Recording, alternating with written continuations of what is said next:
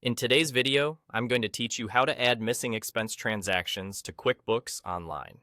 If a purchase didn't come through from your bank feed, or you paid for something outside your normal process, adding the expense manually keeps your books accurate and your reports reliable. Start by going to the New button at the top left of your QuickBooks Online screen and choose Expense. This opens the expense form where you'll enter the details that tell QuickBooks exactly what happened. Begin with the essentials.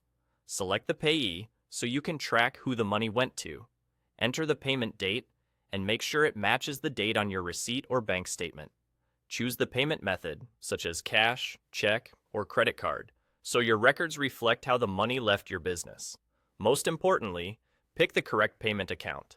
This is the bank or credit card account that actually funded the purchase. Selecting the right account ensures the transaction lands in the correct register and shows up where you expect it in your bank transactions. Next, fill in the category details for the expense. Assign the cost to the appropriate expense category, like office supplies, utilities, or travel. If the expense covers multiple purposes, you can split the amount across several categories on separate lines. Add a clear description for each line so it's obvious what the charge was for when you review it later. Double-check the amount, and if your accounting includes tax tracking, make sure the tax settings match your receipt and local requirements. If you use classes or locations in your file, apply them here to keep your reporting consistent. Once all the necessary details look correct, click Save and Close.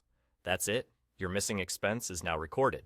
When you review your bank transactions for the payment account you selected, the expense will appear.